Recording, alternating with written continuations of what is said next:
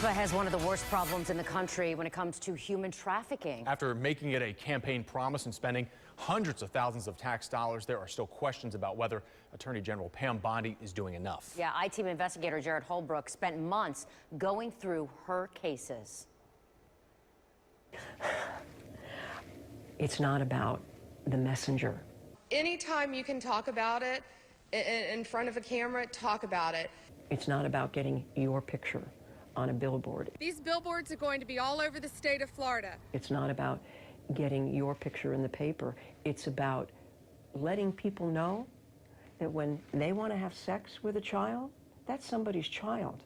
When it comes to human trafficking, Pasco County Judge Lynn Tepper is frustrated at the results Attorney General Pam Bondi is actually getting versus the image she's creating.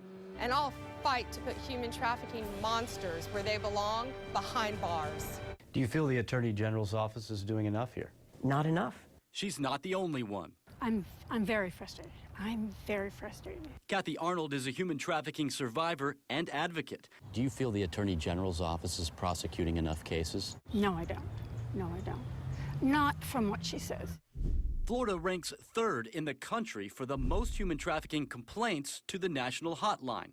It's an issue that was part of Bondi's 2014 re-election campaign. We have to be proactive and not just reactive. We looked at every human trafficking case Bondi's team has prosecuted since she first took office in 2010. Bondi's statewide prosecutors have closed 6 cases involving 12 defendants. Only 5 were actually charged with human trafficking. The others were charged with racketeering, but Bondi's team still counts them as human trafficking cases. I don't understand how there couldn't possibly be hundreds of prosecutions a year on a statewide basis.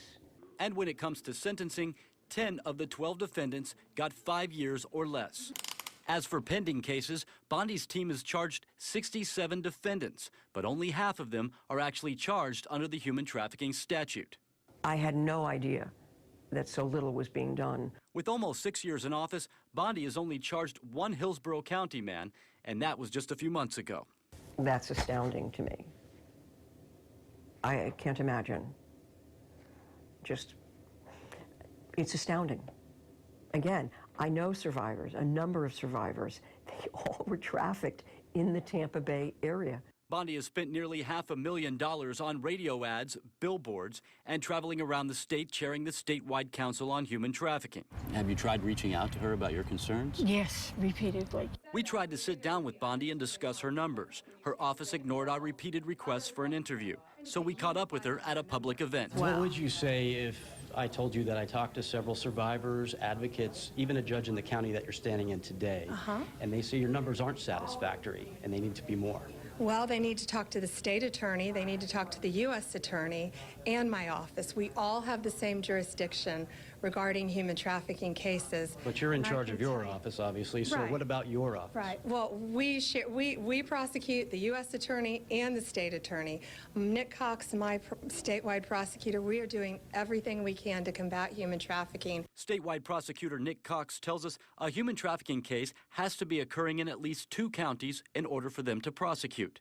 Cox points out that in 2012, Bondi helped change a state law that strengthens penalties on human trafficking and allows her office to prosecute more cases. To the people watching that may look at those numbers and say that's not enough, what would you like to say to them? I agree, it's not enough. As long as human traffickers are out there, we're not doing enough. Frankly, it's not about whether the Attorney General says she cares. It's not about whether the Attorney General says, these are bad people, we don't tolerate this. Show me. Listen to the survivors. Listen to the advocates. Listen to the ones who have been out there on the ground. Statewide prosecutors say they never reject a human trafficking case. Now, I spoke to several other survivors and advocates who all say they're frustrated with Bondi's numbers, but didn't want to go on camera because they receive or hope to receive state funding. I'm investigator Jared Holbrook, taking action for you. And tonight at 11, Jared also looks into where state money is going to help anti-human trafficking efforts. You'll hear the local controversy behind millions of dollars in state grants.